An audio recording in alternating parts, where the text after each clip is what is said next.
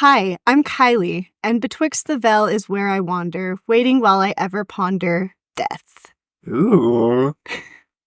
Hi, I'm Craig, and I am so pumpkined to be here. Gosh.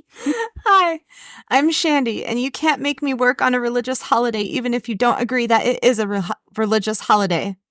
And this is Seance with My Siblings, Halloween/Samhain edition, 2024 edition. 2024. Woo! Ha, ha. Welcome to the Seance. Welcome to the Seance. Sorry. Save the turtles. I have to. Save the turtles. My computer just turned the volume up all the way by itself with nothing touching it. Oh, Nice. Cool. we did just talk about some Spooky things. boys. Yeah, we are double recording today, so this episode might be more haunted than usual. Yeah. Okay. Love that for us. Same.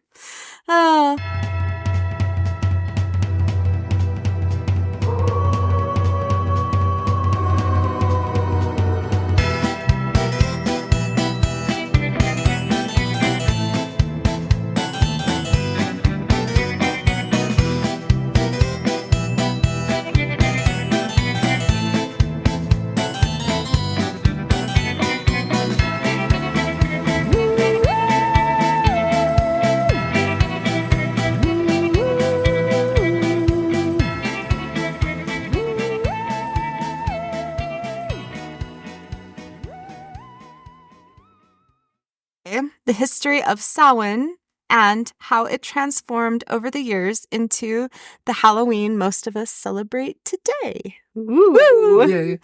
According to Hilary Smith, writing for the World History Encyclopedia, Samhain, it's spelled Samhain, which people who don't know would usually pronounce Samhain, right? That is how I pronounced it when I had Same. only ever read it and never heard it. Until you see it written out how to pronounce it or hear someone tell you how to pronounce it, it's not intuitive. And from Sam Pete. Oh, yeah. Samhain. Oh, yeah. So you can, pronounce it Samhain or Samhain. And I kind of vacillate between both. Why just use one when you could have both? Exactly. Right? The more the merrier. So, Samhain was a festival celebrated by the ancient Celts halfway between the autumn equinox and the winter solstice. It began at dusk around October 31st and likely lasted 3 days. Samhain marked the transition between the year's lighter and darker halves and was celebrated throughout the ancient Celtic communities of Europe, including Ireland, Wales, and Scotland. Believed by the ancient Celts to be a liminal time. Ooh, we love those liminal times. Yeah. Full body chills. Now I've lost my place. Thank you, Kylee. You're welcome. I try. When the veil between the human and spirit realms is lifted. Samhain is considered by many to be the precursor to contemporary Halloween celebrations. Samhain is also the modern Irish word for the month of November. Oh, I did not know that until I read this article yesterday. In Ireland, the Hill of Ward in County Meath was the sacred site of the Samhain Fire Festival. And in recent years, people have gathered here on Halloween to participate in a modern-day Samhain revival. Ooh. That sounds so fun. That does sound so fun. Smith also writes, the 17th century CE Irish historian Geoffrey Keating wrote in his seminal work, The History of Ireland, that all fires were to be extinguished at the start of the Samhain festival. The Druids, the ancient Celtic priests, would light a new bonfire into which the bones of the animal sacrifices would be tossed. This bonfire gives us bonefire. This bonefire gives us our modern word bonfire. That's so cool. I know. That is cool. That's why I had to include this. Metal. Yes. From this fire, others would light their torches and carry the flames home to relight their own hearths. perhaps fittingly, much mystery shrouds the festival of Samhain from our modern vantage point. We cannot know for sure exactly what would have taken place, but historians believe the festivities included animal sacrifices, dancing, and donning of costumes made from animal skins and possibly animal heads. Which would check out. And like the sacrifices weren't cruel or put to waste. It was honoring and giving thanks. And I think the people, like, that was part of what they ate at these festivities. Right. Like, it wasn't just wasted and like in a hateful, scary, torturous way to these animals. Right. And these animals were food animals. Yeah. And back then they did not waste anything, which is actually way better and more honoring to what that animal gave up so that you could live. Anyway, also, you know, this is a very important time. Like, you're giving thanks to whatever deities they were honoring. And, you know, thanks for the harvest and putting the land to sleep for the next spring so it could rest, right? Oh, yeah. Right. Yeah. Oh, okay. Where am I? Okay, I didn't know we got the word bonfire until now. I think it is pretty interesting. So how and why did Samhain become Halloween? There are lots of things that happened, from Christianity coming into where the Celts and Druids were, and then changing holidays and customs as people converted to Christianity. Halloween also came about as Irish people immigrated to the U.S. in the 1800s. Here is the main consensus of what transpired in a nutshell. And Google told me this. In the 8th century, Pope Gregory III designated November 1st as a time to honor saints. Soon after, All Saints' Day came to incorporate some of the traditions of Samhain. The evening before All Saints' Day was also known as All Hallows' Eve and later Halloween. Google AI seems to know everything. It's almost like they are using their access to all information ever and using it to their advantage without giving anyone credit. Weird. Google AI. So, not from Google AI and straight from my noggin. As with so many holidays, pagan, Druid Celtic traditions merged with Christian religion and has morphed over time and immigration into the beloved candy and fear-fueled Halloween. Hell yeah. Yes. It's the most wonderful time of the year. I don't know. All October. Yes. Yeah, that plays in my head. And it's not about Christmas. No. Right? Which is fun to celebrate in modern ways and in ways that honor Samhain and more traditional ways of celebrating and giving thanks for the harvest and putting the earth to sleep for the long, cold winter. This year, I will be updating and cleaning my altar, making a simmer pot to give thanks and set intentions for the new year, and passing out around 200 treat bags to all the kiddos who come to trick-or-treat at my house. Hell yeah. It'll be fun. We should do a fire. We should do a Soon. bonfire. A bonfire. Maybe not Halloween. Yeah. Maybe not the same day, but soon. Soon. Yeah. Remember, it's all about intention. We can have a bonfire whenever we want Exactly. and set Yes. intentions. I will mention why the whole autumn time is a good time anyways. So, Nice. yeah. Enlighten us, Kai. Actually, it's Craig it's next. Craig's next. It is me next. Oh. Howdy. Hello, Craig. I'm Craig. Oh, God. Craig. Hi, Craig. I'm old Greg. Just kidding. No, none of that. Oh. As the leaves change color and the air takes on a chill, Samhain's mystical allure beckons us to delve into its captivating world of colors, symbols, herbs, plants, flowers, crystals, and dates. As one of the most revered and enigmated pagan holidays, Samhain offers a treasure trove of rich symbolism and ancient wisdom to those seeking to connect with the season's magic. Ooh. Yes. So I have here a list of things like colors, crystal symbols. Nice. And I think I'm going to talk about them first before delving into more like Samhain monsters and like some of that stuff. So some of the colors associated with Samhain are black, obviously. Yeah. My entire wardrobe. Metal. Metal. And black represents the dark half of the year and the mysteries of the spirit realm. There's orange because pumpkin. Just kidding. Because pumpkins are orange. Just kidding. Symbolize. Oh God. Oh, Orange symbolizes the warmth and vitality of the fire's glow in the dark season. Purple representing spiritual insight and psychic energy. Red signifies the life force, passion, and courage during the transition of the darker half of the year. Some crystals associated with Samhain are obsidian, which all of the black stones typically offer like protection, grounding, a shield against negative energy. There's amethyst, which enhances psychic abilities, intuition, and spiritual growth, which these are kind of like correlating with the colors Sure. a little bit, which, yeah. And these are all very good to have on your altar or workspace or in your pocket, Oh, yeah. in your bra. in your bra. And amethyst is also good for, just off my noggin, at cleansing your other crystals, so you don't necessarily have to put them out under a full moon to cleanse them if that is Or not cleanse an them option. in sunlight. Yeah. Or cleanse them in sunlight. Exactly. Anyway, sorry, my little amethyst rant. Carnelian, which I haven't seen carnelian. Is it orange? I think it's orangey. We'll have to look it up.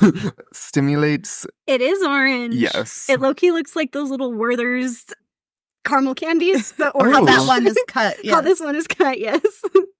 Okay. Carnelian stimulates courage, motivation, and personal power during the dark season. And of course, there's smoky quartz. Provides grounding protection and transmutation of negative energies. They're pretty. Are pretty. Do you want to see, Greg? Yes. Oh, they do. Okay. They are pretty. You're pretty. They look like little candies, but don't eat them. Don't eat them. Please. Like how much that looks like the... That looks like a Werther's, only more orange. Yes. Yes. Bruh. It's been in Grandma's purse too long. Yeah, exactly. Some of the symbolisms are the jack-o'-lantern to ward off malevolent spirits and bring light to the darkness. You can make like ancestral altars, honor the deceased with photos, mementos, and offerings. There are cauldrons, because of course there are cauldrons. Yeah. Represents transformation, rebirth, and the womb of the goddess. The crone is a symbolism of Halloween or Samhain. Halloween. That's the Yes. crone season. The crone season symbolizes a wise elder aspect of the goddess associated with introspection and endings. Mm-hmm. Some of these scents that are associated with Samhain are patchouli, which is good for grounding, protection, spiritual growth. Cinnamon. Love me some good cinnamon. Had some in my coffee. It symbolizes warmth, prosperity, and psychic energy during the darker months. Nutmeg, which represents clarity, spiritual protection, enhancing physical psychic abilities. Clove involves protection, cleansing, and warmth during the Samhain season. Frankincense promotes spiritual connection, introspection, and purification during these liminal times. And myrrh enhances meditation, spiritual awareness, and connection with the spirit realm. So use any of those herbs in your simmer pots or just like metaphysical practices during this time of year. Some herbs, plants, and flowers would be rosemary, which represents remembrance, often used in ancestral rituals. Mugwort, which aids in enhancing psychic abilities and connection with the spirit world. So a lot of these are to do with like that connection of spirit, ancestor, that kind of thing. Calendula symbolizes warmth and protection during the darker months. And apple represents knowledge, immortality, and abundance. I got that source from thebusypagan.com/paganholidays/Samhain. So some Samhain monsters. Yes, because the Celts believed that the barrier between worlds was breachable during Samhain. They prepared offerings that were left outside villages and fields for fairies and Sids. It was expected that ancestors might cross over during this time as well. The Celts would dress as animals and monsters so that fairies were not tempted to kidnap them, because then dang fairies They trying do be to doing snatch that. you and your children away and replace them with changelings. Yes, some specific monsters were associated with the mythology surrounding Samhain, including a shape-shifting creature called a puka, which Kylee has talked about. Episode 3. Episode 3. That receives harvest offerings from the field. The Lady Gwen is a headless woman dressed in white who chases night wanderers and was accompanied by a black pig, which sounds interesting in herself. She does To sound maybe talk interesting. about the Lady Gwen. The Dullahan sometimes appeared as a impish creature, sometimes headless men on horses who carried their heads riding flame-eyed horses. So, Headless Nick. We cannot join the headless hunt. yes. LMAO. Their appearance was a death omen to anyone who encountered them.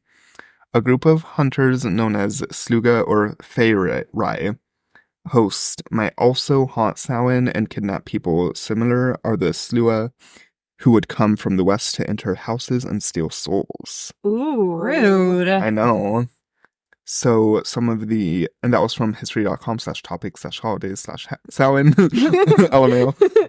Some of the ritualistic aspects are like costumes. The wearing of costumes, also called mumming or guising, is believed to serve the purpose of blending in with the spirits or ausae of the other world. It was thought that by dressing up, one would fool the spirit into thinking you were one of them and would therefore be protected.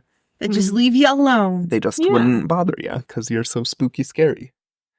And treats, like handing out treats, is for safety and preservation of livestock during the harsh winter months, was of paramount importance to the ancient Celts. By dressing in costume and going door to door to sing predecessor or caroling, it was thought that the bribe of treats would appease the spirits and they would not kill your livestock.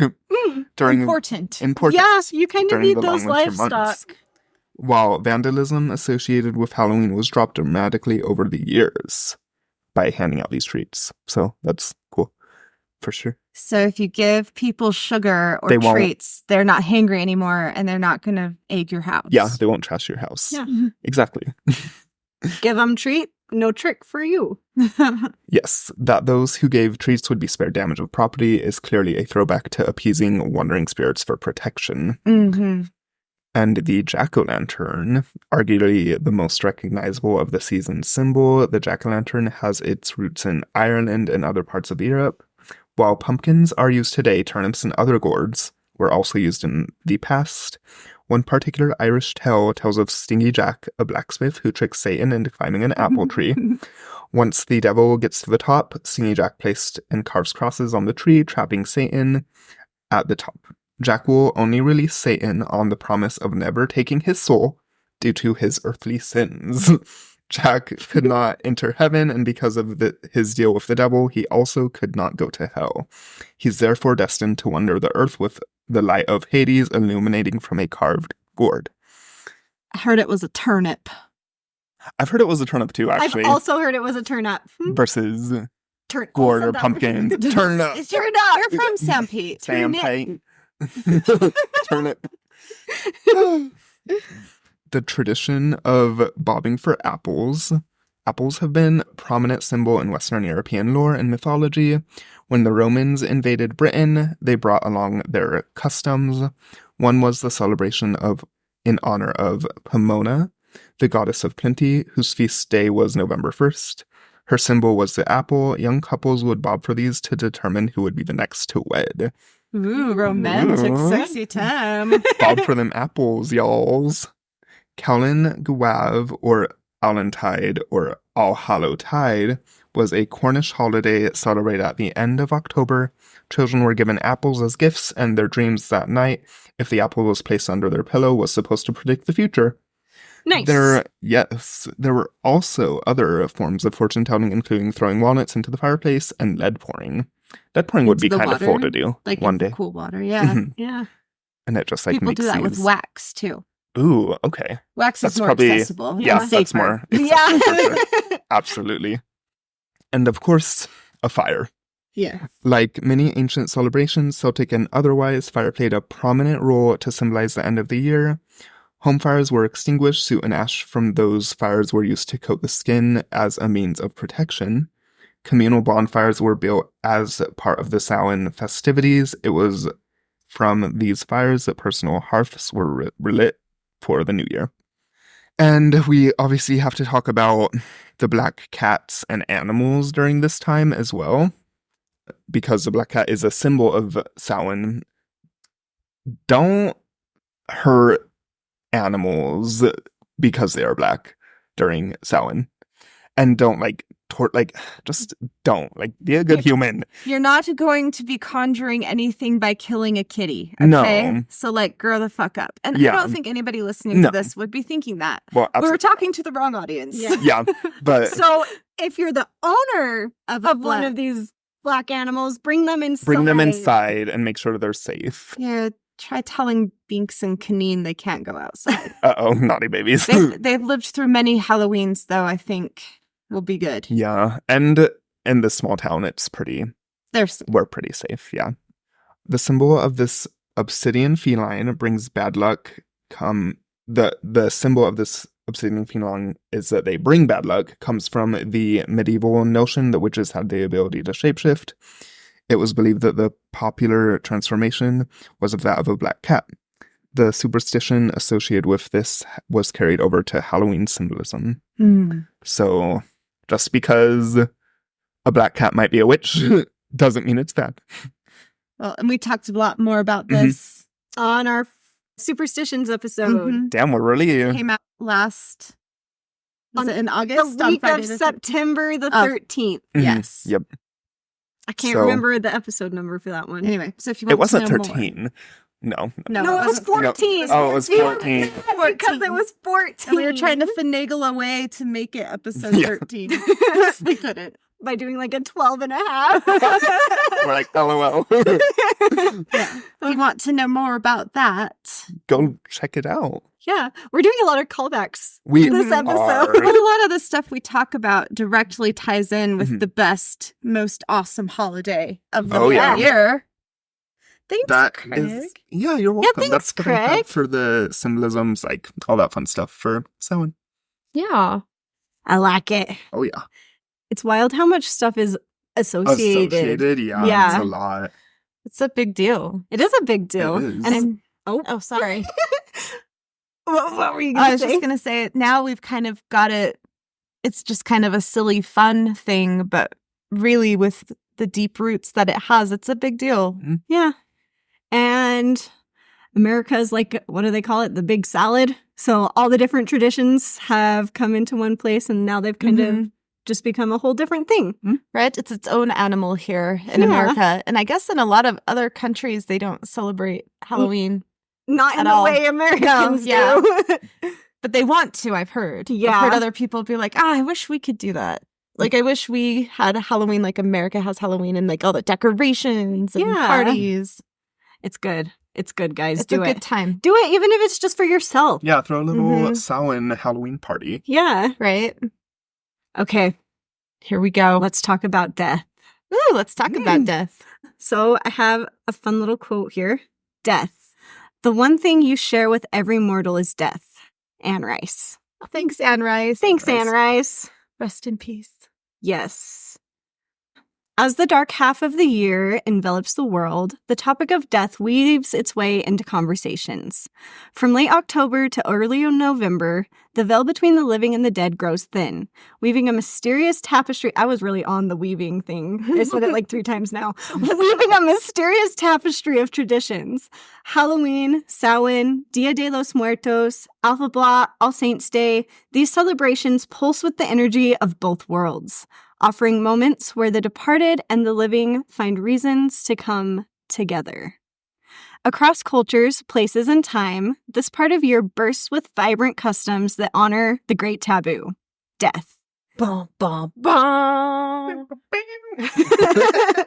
Each tradition reveals a unique perspective on mortality, transforming fear into celebration and honor. At the heart of these festivities lies a profound theme: the connection with ancestors, the honoring of spirits, and the celebration of those who have passed. It's a season not just of remembrance, but of communion, where the whispers of the dead linger, inviting us to reflect, connect, and celebrate the continuity of life in the shadow of death. There are so many traditions and celebrations around the world to honor the dead at this time, so I'll only touch on a few. Let's start with Samhain. During Samhain, the division between this world and the afterlife is at its thinnest, allowing spirits to pass through. The family's ancestors were honored and invited into home, whilst the harmful spirits were warded off. People would wear costumes to disguise themselves as harmful spirits and thus avoid harm. The people believed that the Osi visited them at this time of year and would wander through the villages. Villages would leave out offerings of food and drink outside for the spirits and the dead. Divination also occurred here. There were also communal bonfires, and people would take flames from their bonfire back to their own hearths. Another Samhain tradition is the dumb supper, where dumb refers to silence rather than lack of intelligence. The term has evolved over time. Originally, it meant mute or unable to speak, deriving from the Old High German word tum.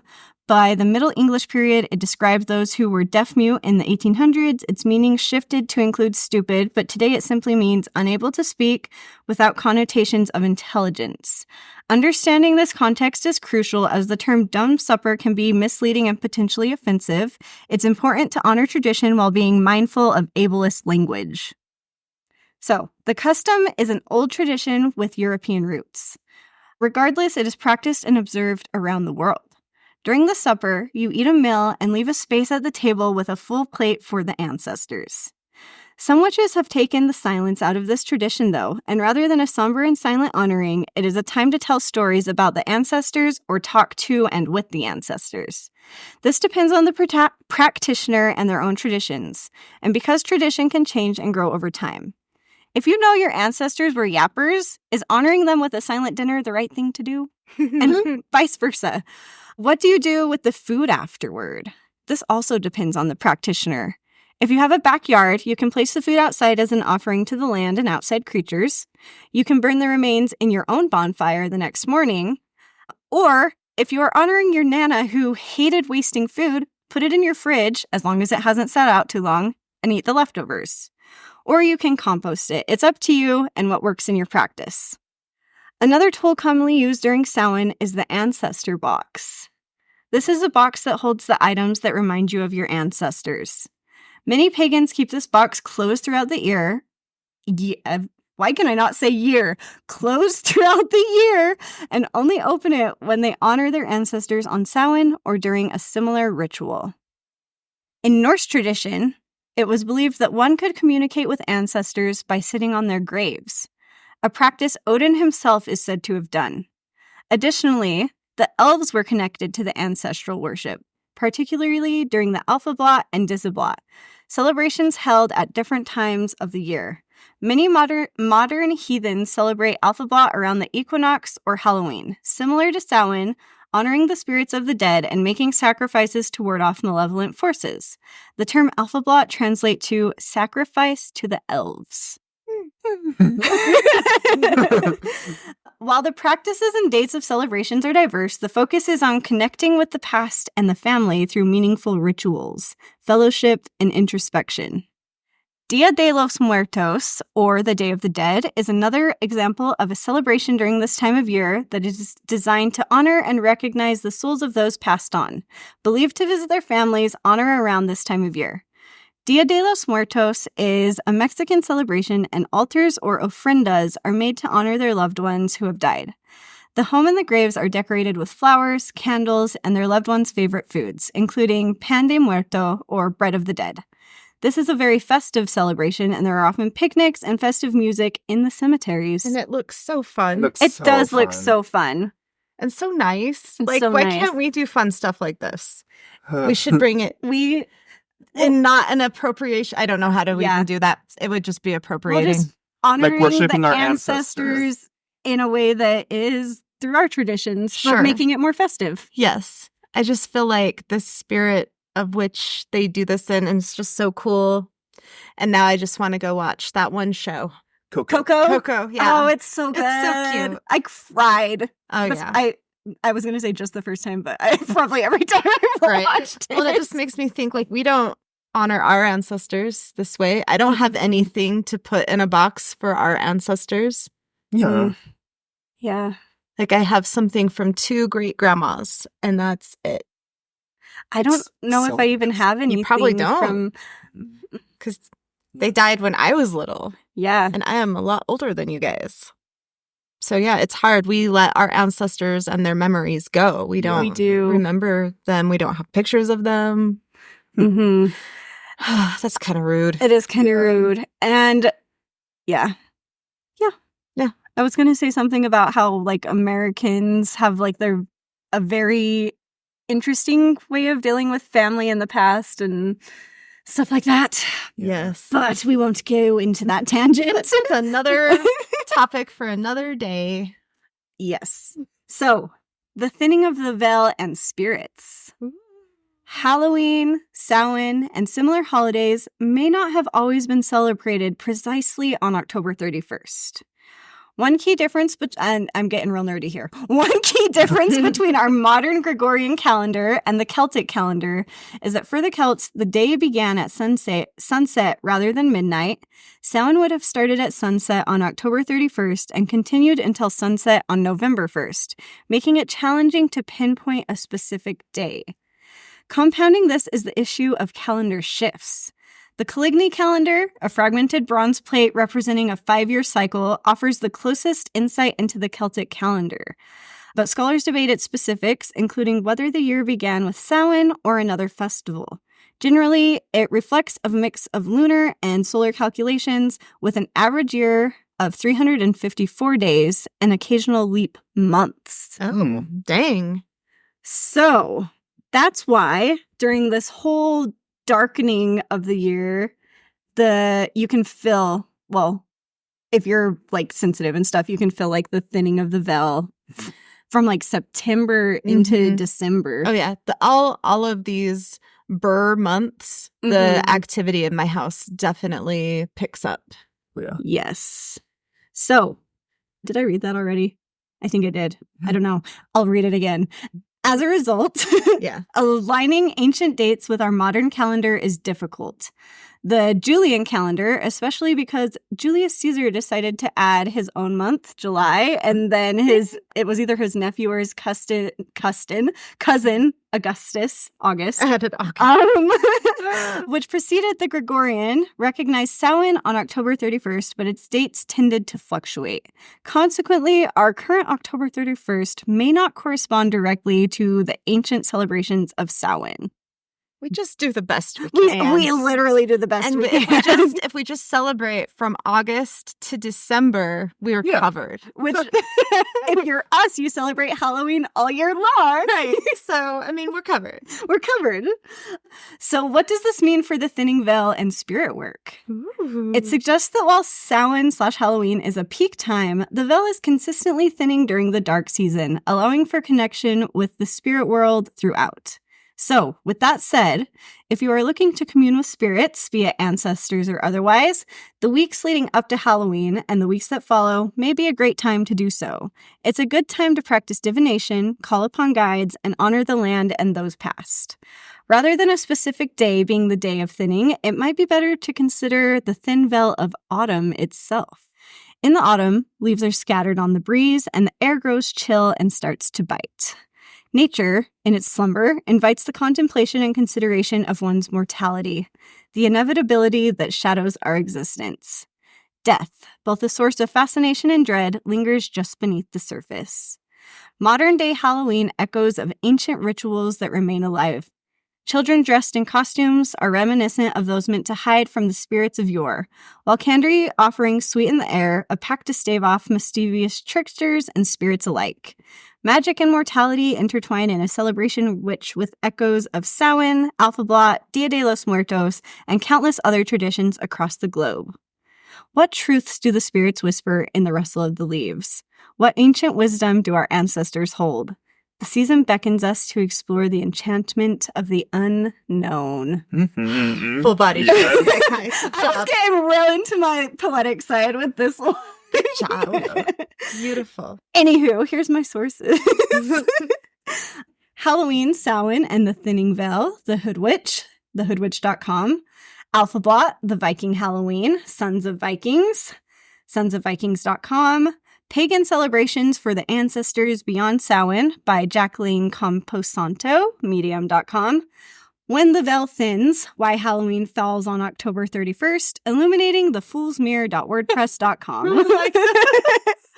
Oh. Yeah. Well, we hope you all have a good whatever you're celebrating. Yes.